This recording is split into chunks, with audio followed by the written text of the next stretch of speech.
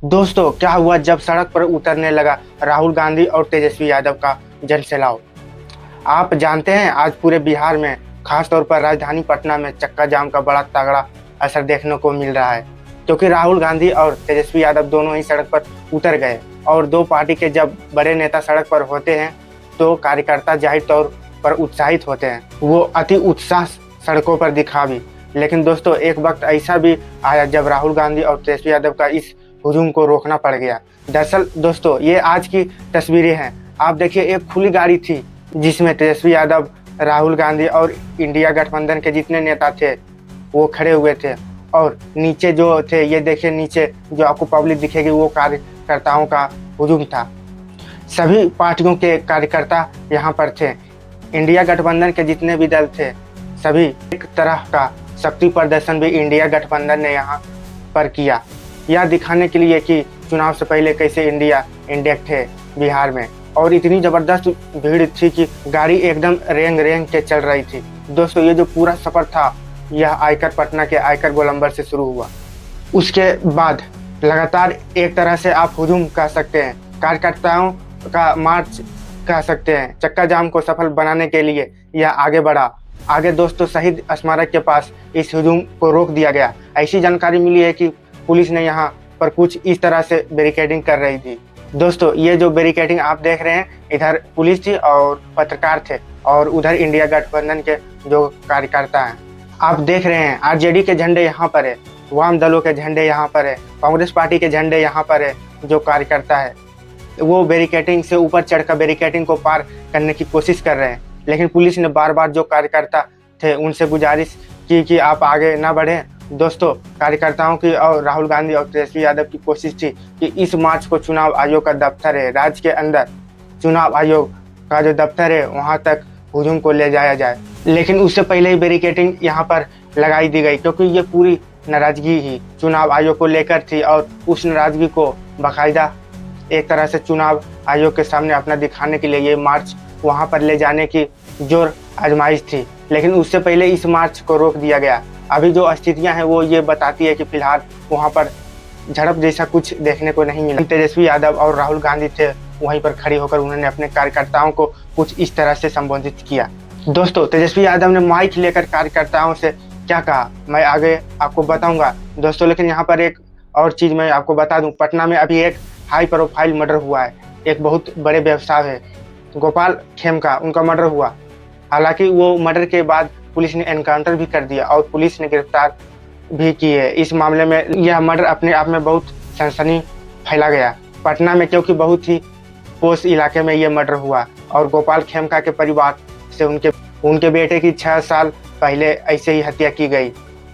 तो कानून व्यवस्था भी एक बहुत बड़ा मुद्दा है बिहार में, जिसको लेकर लगातार विपक्ष इसको निशाने पर ले रहा है। राहुल गांधी का एक कार्यक्रम था कि वो गोपाल खेमका के परिवार वालों से मिले, लेकिन नहीं मिल पाए क्योंकि बहुत ज़्यादा भीड़ थी और आगे बढ़ना मुश्किल भी हो गया था। वैसे कार्यक्रम था राहुल गांधी का गोपाल खेमका से मिलने का। इस बीच दोस्तों, क्योंकि तेजस्वी यादव आगे नहीं बढ़ पाए तो वहीं पर खड़े होकर उन्होंने अपने कार्यकर्ताओं को कुछ इस तरीके से संबोधित किया।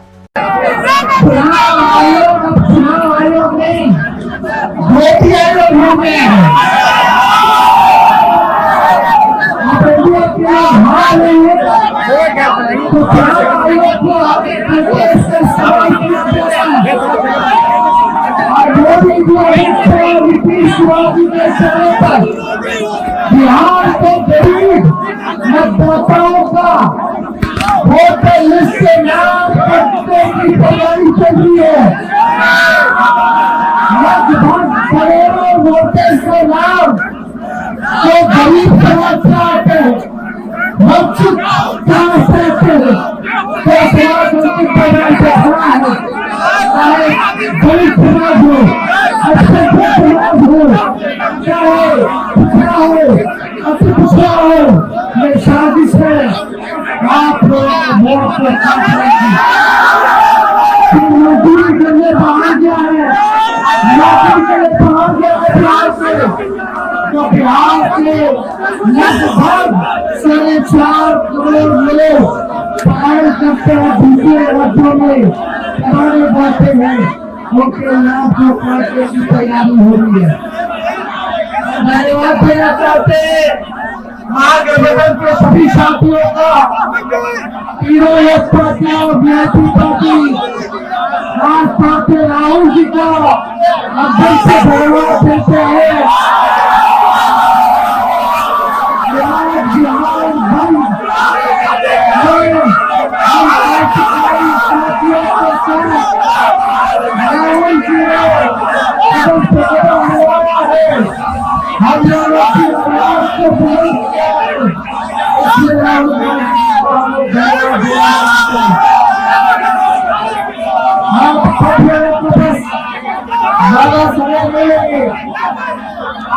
ये भाजपा की नीतीश जी की ये जो मोदी आयोग है इनकी दादागिरी नहीं चलेगी।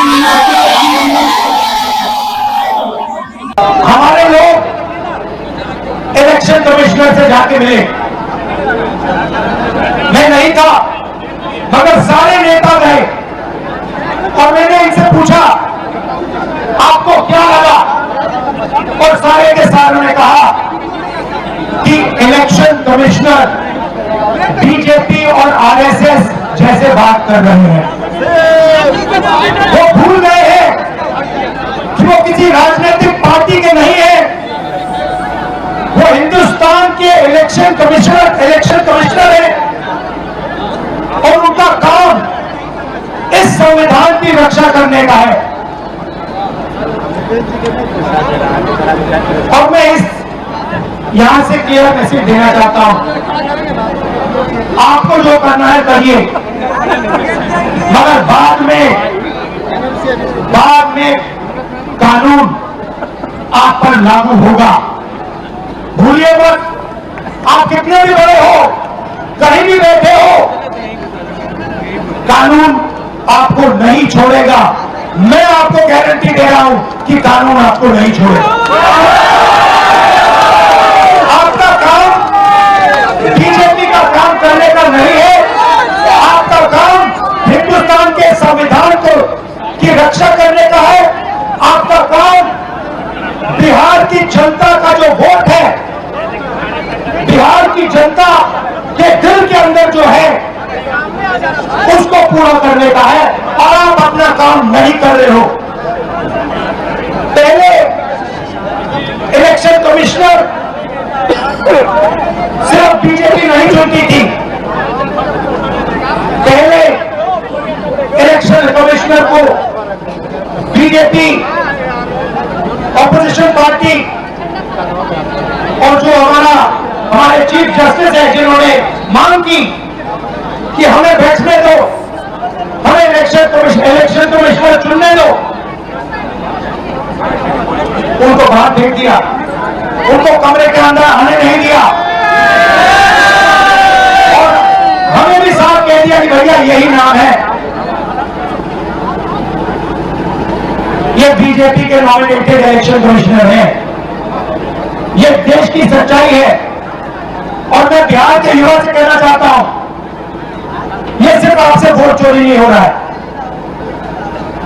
ये आपका भविष्य चोरी हो रहा है। आपसे आपका हक जो बनता है, जो रोजगार है, आपका धन है, ये सब आपसे चोरी किया जाएगा। ये चोरी नहीं होने देनी, और आपको बिहार के युवा को ये चोरी नहीं होने देनी है। और पूरा इंडिया गठबंधन आपके साथ खड़ा है और हम ये चोरी कभी नहीं होने देंगे।